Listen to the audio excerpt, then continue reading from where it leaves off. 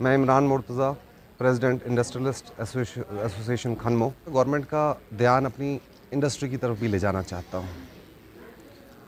हमारी इंडस्ट्री जो कश्मीर की इंडस्ट्री है, मैन्युफैक्चरिंग बेस्ड इंडस्ट्री ही मेन इंडस्ट्री है जो कश्मीर में है। किसी ज़माने में टूरिज़म भी हुआ करता था बैकबोन कश्मीर का, लेकिन अभी टूरिज़म इतना ज़्यादा फ्लक्चुएट हो रहा है हर साल कि हमारा शिफ्ट जो है टूरिज़म से मैन्युफैक्चरिंग की तरफ आ गया है।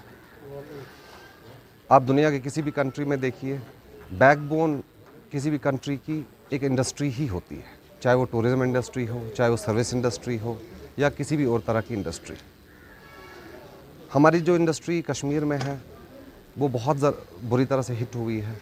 दुनिया के लिए ये सेकेंड वेव है, लेकिन हमारे लिए continuously in a row third wave है। हम 2019 से हमारी जो इंडस्ट्रीज़ हैं, कारखाने हमारे हैं, बंद पड़े हुए हैं। जो एक इंडस्ट्री होती है, इसका एक इकॉनमी में, हमारी सोसाइटी में बहुत बड़ा रोल है। हम तरह तरह के टैक्सेस गवर्नमेंट को देते हैं, हम लोगों को एम्प्लॉयमेंट देते हैं, ठीक है। जो एक मेन रिसोर्स होता है किसी भी गवर्नमेंट को चलने के लिए, हम एक सरमायादार जो हैं लोग, वो एक सपोर्ट करते हैं गवर्नमेंट को। लेकिन पिछले 2 सालों में हम देख रहे हैं जो इंडस्ट्री है बहुत ज़्यादा बुरी तरह हिट हुई है। हिट इसलिए हुई है कि हम इन चीज़ों के लिए तैयार नहीं थे। अभी भी 2 सालों से हमारे कारखाने बंद हैं, लेकिन हम पे बैंक के EMIs, एम्प्लॉयज़ की तनख्वाह, बाकी टैक्सेस, बिजली की बिल, ये सारी जो चीज़ें हमारे ऊपर पाइलअप हो रही हैं। हमारी इनकम कैश फ्लोज बिल्कुल रुक चुके हैं, क्योंकि इंडस्ट्री और ट्रेड बहुत ज़्यादा फ़र्क है इन दो चीज़ों में। इंडस्ट्री को चलाने के लिए आपको रिसोर्स चाहिए, वो रिसोर्स जो आपके पास हमेशा अवेलेबल हों। जैसे हमारे जो कारखानेदार हैं, उन्होंने अपने स्टाफ को छोड़ा नहीं है, इस होप में कि हमारी इंडस्ट्री कभी भी चल सकती है। शायद 17 तारीख तक का लॉकडाउन था, फिर 7 दिन और हो गया। हम इसी होप में होते हैं कि चलो जी 10 दिन और 15 दिन और। ये 10 दिन और 15 दिन करते करते हमारे 2 साल निकल चुके हैं। 2 साल की तनख्वाहें हमें देनी पड़ रही हैं अपने मुलाजमों को, बैंक के इंटरेस्ट, बैंक की EMIs देने पड़ रहे हैं।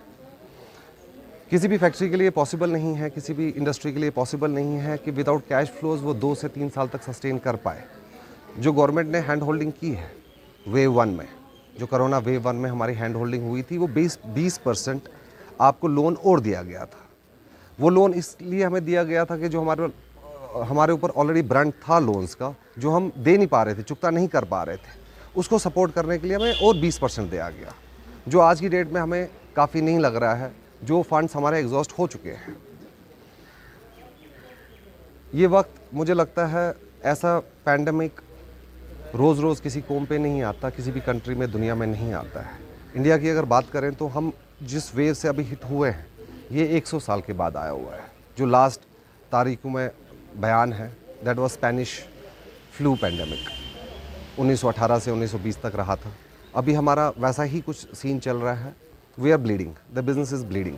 हमारा पैच वर्क से काम नहीं चल पाएगा। मैं गवर्नमेंट से दरख्वास्त करता हूँ कि पैकेज लोन के ऊपर लोन देने से हमारे बिजनेसेस ना रिवाइव हो पाएंगे, ना चल पाएंगे। मैं बिजनेस से दरख्वास्त करता हूँ, मैं गवर्नमेंट से, कि कुछ ऐसा स्कीम बनाए, ऐसा बेल आउट पैकेज बनाए जो बिजनेसेस को रोके ना, जिनकी वजह से हमारे बिज़नेस चल पड़े फिर से। जो हालात हमारे अभी बनते नज़र आ रहे हैं, मुझे नहीं लगता है कि अगर हमें और 20% का लोन दिया जाए या लोन को बचाने के लिए हमें लोन दिया जाए, हम ज़्यादा देर तक सस्टेन कर पाएंगे। वैसी सिचुएशन में मुझे लगता है हमारा जो NPA अकाउंट होना, फैक्ट्रीज़ का बंद होना, जो कि तय है अभी आज की डेट में, वो डेफर हो सकता है, हम उसको टाल नहीं सकते हैं। तो मेरी दरख्वास्त है LG साहब से कि हमें ध्यान देना चाहिए एक ऐसे पैकेज पे, एक ऐसी हैंड होल्डिंग पे जो बिजनेसेस को, जो हमारी कश्मीर की इंडस्ट्री है, कश्मीर की इकॉनमी की बैकबोन बने, ताकि हम और ज़्यादा लोगों को एम्प्लॉयमेंट दे पाएँ, और ज़्यादा हम अपना रेवेन्यू जमा करके गवर्नमेंट के ख़जानों में भरें।